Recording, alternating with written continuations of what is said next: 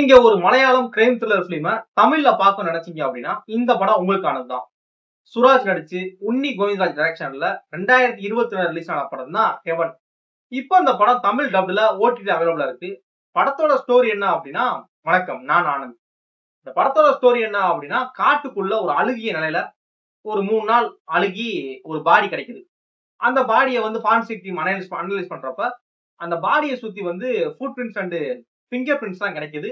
அதை அவங்க மேற்கொண்டு இன்வெஸ்டிகேட் பண்றப்ப அது வந்து சுராஜ் கிட்ட போய் நிப்பாட்டுது. சுராஜும் அந்த பகுதியில் இருக்கக்கூடிய ஒரு போலீஸ் ஆபீசர். அவரோட ஷூ சைஸோட அங்க இருக்க ஷூ மார்க் வந்து மேட்ச் ஆகுது. அங்க வந்துட்டு போன வீக்கிளோட கார் சைஸ், காரோட அந்த இதெல்லாம் பாக்குறப்ப அதுமே சுராஜ் வச்சிருக்க கார் சுராஜோட நம்பர் பிளேட்டோட சேம் ஆகுது. அப்படிங்கிறப்ப அப்ப இந்த கொலையை சுராஜ் தான் பண்ணிருக்காரு அப்படின்னு போலீஸ் வந்து சுராஜை கைது பண்றாங்க. உண்மையாவே சுராஜ் தான் அந்த கொலையை பண்ணாரா? அப்படி கொலையை அவர் தான் பண்ணாரு அப்படின்னா எதுக்காக அந்த கொலையை அவர் பண்ணாரு, அதுக்கான காரணம் என்ன? ஏன்னா இவருமே ஒரு போலீஸ் அப்படிங்கிறப்ப எதுக்காக அவர் கொலையை பண்ணாரு அப்படிங்கிறதும், இல்ல சுராஜ் மேல வேற யாராவது பழிய போட்டு போயிட்டாங்களா? சுராஜ் பண்ணாம வேற யாராவது கொலை பண்ணிட்டு அந்த பழியை சுராஜ் மேல போட்டு போயிட்டாங்களா? சுராஜ் இந்த கேஸ் தப்பிச்சாரா தப்பிக்கலையா? அப்படிங்கிற இந்த மாதிரியான கேள்விகளுக்கு பதில் கிடைக்கிறது தான் இந்த ஹெவன். படத்தோட ஓப்பனிங்லேயே படம் வந்து பயங்கரமா கதைக்குள்ள போயிடும். அதுக்கப்புறம் தான் படம் ஸ்டோரி செட் பண்ணும். ஓப்பனிங்கே கதைக்குள்ள போயிடும். அதுக்கப்புறம் தான் ஸ்டோரி செட் பண்ற மாதிரியான இது இருக்கும். படத்தோட ஸ்டார்டிங்ல எண்டு வரைக்குமே படத்தோட அந்த மூடு, அந்த கோர் பிளாட்ட தேவையில்லாம சிதைக்கிற மாதிரி எந்த ஒரு காட்சி அமைப்பு இருக்காது. எதுக்கு இந்த சீனு அப்படிங்கிற மாதிரி படத்துல வரக்கூடிய ஒவ்வொரு சீனுமே அந்த படத்தோட மூடு, படத்தோட ஸ்டோரிக்கு தேவையானதுதான். தேவையில்லாத காட்சி, எதுக்கு தேவையில்லாம இந்த இடத்துல வருது, இது தேவையில்லை அப்படிலாம் இல்ல. ஒரு கிரைம் த்ரில்லருக்கான அந்த ஃபார்முலா இருக்குல்ல, அந்த ஃபார்முலா அப்படி பயங்கரமா அப்படியே ஃபாலோ பண்ணி போயிருக்காங்க. அது மாதிரி படத்துல வந்து காமெடிக்குன்னு தனியா ஒரு ஆளை போட்டு காமெடி பண்றதுன்னா மலையாள பிலிம்ல மேக்சிமம் அது இருக்காது. அப்படி இதுலயுமே இல்ல. இன்னொன்னு படத்துல படத்துல வந்து காமெடியை டிமாண்ட் பண்ணவும் இல்ல. இந்த ஸ்டோரி வந்து ஒரு சீரியஸான ஒரு கிரைம் த்ரில்லர் பிலிம் அப்படிங்கிறப்ப இவ்வளவு சீரியஸா போற கதைக்குள்ள காமெடியும் தேவைப்படல. அந்த காமெடி ஆர்டிஸ்டையும் யாரையும் போடவும் இல்ல. படத்துல வரக்கூடிய குட்டி குட்டி அழகான விஷயங்கள் ரொம்ப அழகா இருந்துச்சு. அது எல்லாமே ரொம்ப பார்க்கறப்பே நமக்கு ஹாப்பியா ஃபீல் ஆகுது. அது மாதிரி நிறைய எமோஷனல் சீன்ஸ் வந்து பயங்கரமா கனெக்ட் பண்ணிக்க முடியுது. அப்புறம் படத்துல வரக்கூடிய சின்னதா ஒரு ஒரு கிரைம வந்து இன்வெஸ்டிகேட் பண்றது அப்படின்னு சொல்லி படம் வந்து பயங்கரமா அந்த கதையோட ஒண்டிதான் போகுது. நான் படம் வந்து ஓடிடில தான் பாக்குறோம் அப்படிங்கிறப்ப இதே மாதிரிதான் போன்ல போட்டுட்டு ஹெட்போனை போட்டு நான் அடுத்து என் வேலையை பார்க்க ஆரம்பிச்சிட்டேன். மற்ற வேலைகளை அது பண்ண ஆரம்பிச்சதுக்கு அப்புறம் இடையில எதுக்கு இந்த இது வந்துச்சுங்கிறதே புரியல. இடையில கதையை மிஸ் பண்ணிட்டேன். அப்புறம் திரும்பவும் ரிவைண்ட் பண்ணி கொஞ்சம் முன்னாடி போய் கொஞ்சம் முன்னாடி போய் அப்புறம் ஓட்டி விட்டு பார்த்ததுக்கு அப்புறம் தான் ஓகே இதுக்காக தான் சீன் வந்திருக்கு அப்படிங்கிறது புரிஞ்சுச்சு.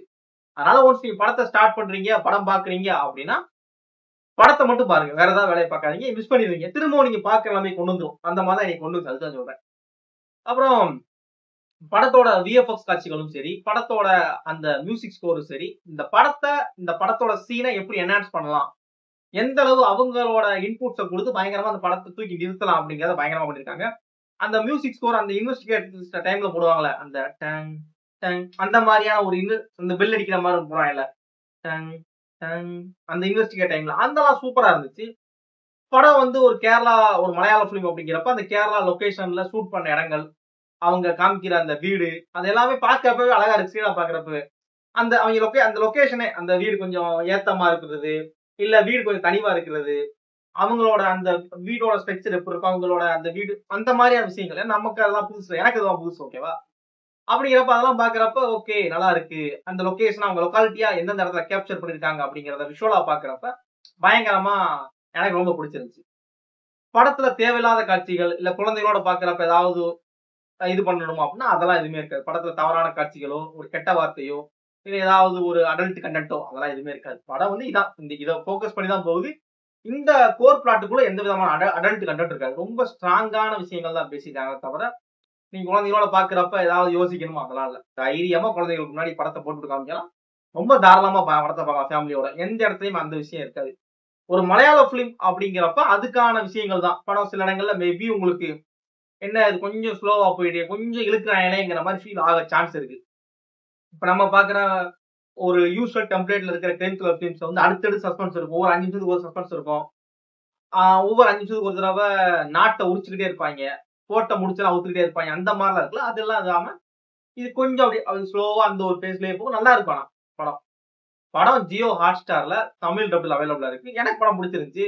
நல்லா இருந்துச்சு. படம் வந்து நான் வந்து அதான் சொல்றேன்ல, அப்ப நான் பொதுவா வந்து இப்ப வந்து ரொம்ப நார்மலா இருந்தாலே படம் மொக்கையா இருக்கலாம்னு சொல்லக்கூடிய ஆள் கிடையாது. ரொம்ப மொக்கனா நான் வந்து சில படங்கள் வச்சிருக்கேன். இது எனக்கு பிடிக்கவே இல்ல. கொஞ்சம் கூட அந்த மாரிலாம் இருக்கு. நம்ம வீடியோ போட்டிருக்கோம். இது அப்படி இல்ல. இது கொஞ்சம் டீசென்ட்டான படமா இருந்துச்சு. நெறைய இடங்கள்ல நல்லா இருந்துச்சு. படத்தோட கிளைமாக்ஸ், சஸ்பென்ஸ எப்பவும் போல கெஸ் பண்ண முடியல. அதான் சொல்றோம்ல, ஒரு சஸ்பென்ஸ் ஃபிலிம்னா என்ன அப்படின்னா, நான் 2 ஆப்ஷன் யோசிக்கிறேன் அப்படின்னா, நான் நெறைய சஸ்பென்ஸ் ஃபிலிம் பார்க்கிறோம். எல்லாருமே பார்க்கிறோம் அப்படிங்கிறப்ப, நமக்கு அவன பார்க்கிறப்பவே இவன் தான் கொலை பண்ணியிருப்பானோ, இவன் கொலை பண்ணியிருக்க மாட்டானோ அப்படிங்கிற மாரியான ஒரு கேள்வி வரும்ல. அந்த 2 கேள்வி இருக்குல்ல, பண்ணியிருப்பான், பண்ணியிருக்க மாட்டான். அந்த 2 தவிர்த்து ஒரு ஆன்ஸர் வச்சிருக்கணும் டைரக்டர். அப்படிதான் டைரக்டர் யோசிக்கணும். என்ன விட அவர் அட்வான்ஸா இருக்கணும். நான் யோசிச்சதே படத்துல இருந்தா எனக்கு பெருசா அந்த சஸ்பென்ஸ் கனெக்ட் ஆகாது. அந்த மாரியான விஷயங்கள் படத்துக்குள்ள இருந்துச்சு. படம் நெறைய இடங்கள்ல என்னைய சர்ப்ரைஸ் பண்ணுச்சு. படத்துல எனக்கு படம் பிடிச்சிருந்துச்சு. ஓகேவா? படம் பாருங்க. உங்களுக்கு பிடிக்கும்னு நம்புறேன். படம் பார்த்தவங்க, இந்த படம் உங்களுக்கு பிடிச்சுச்சா, பிடிக்கலையா அப்படிங்கிற உங்களோட ஒப்பீனியன மறக்காம ஷேர் பண்ணுங்க. வேற ஏதாவது படத்த நான் ரிவ்யூ பண்ண நெனச்சீங்க அப்படின்னா, அந்த படத்தோட நேம நம்ம கமெண்ட் பாக்ஸ்ல கமெண்ட் வைங்க. பார்த்துட்டு என்னோட ஹானஸ்டான ஒப்பீனியன் மட்டும் ஷேர் பண்றேன். தேங்க்ஸ் ஃபார் வாட்சிங்.